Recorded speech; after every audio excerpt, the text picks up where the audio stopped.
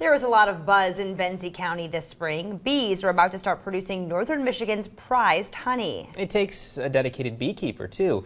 But what do they do every season to harvest the golden honey? 9 and 10 Samantha Radicke finds out in this week's edition of Tough Jobs Tuesday. There's days that you go, what am I doing this? Am I nuts? Greg Griswold, who casually goes by Grisby, has spent 30 years caring for bees. Today, Champion Hill Farms has nearly 200 hives scattered across Benzie County. The bees themselves are fascinating. I learn something new about them every year. You know, they're just amazing, resilient, industrious creatures. He bravely enters the hives every week. Spring is a busy time of year. This is when they all start to wake up. A couple days ago, I was in one of my locations. I could tell the bees had just found the pussy willows because as I'm working the bees and blocking the entrance, a cloud of bees was behind me, covered with, all their pollen sacs full of yellow pollen. He let us tag along too. We dove right in as Greg introduced new bees to his hives that didn't make it through the long winter. You actually graft this, what you call graft. It's all right, I just want to make sure you didn't crawl up your sweatshirt. That's the worst. The bees are not aggressive in nature, but they will defend their hives. See the bees coming out? So I just give them a little puff. They're too busy taking care of business. They're too busy working and get to the nectar source, get back. To do this job with bare hands, you have got to stay calm and have no fear. And so, but the key is you don't want to swat them. Don't swat at them. Remember the stories of Winnie the Pooh always searching for honey? Well, that holds some truth in Benzie County. Greg has to put up electric fences just to keep the bears away. Well, bears do what they do. They're actually after the larva. There's a ball of larvae inside of each one of these hives.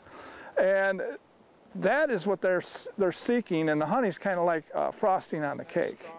But as Greg says, the bees are incredibly resilient. And I have to do this. Little tonk. They don't like this either, of course. Hundreds of thousands of them will overtake these hives this summer. 1,000 bees will hatch right there. Wow. When you start doing the math, count 10 by 10 here. How much honey will this hive produce in a season? I want it to produce 100 pounds, but it may not. It's you never know. Even though it's tough, Greg says there is a lot of things to love.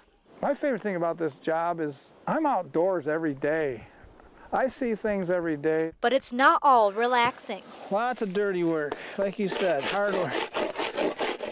I call it the Armstrong method, which means everything's heavy and you got to move it around. Do you want to lift that just to get an idea? Yeah. Of how heavy it is? Yeah. Oh my gosh.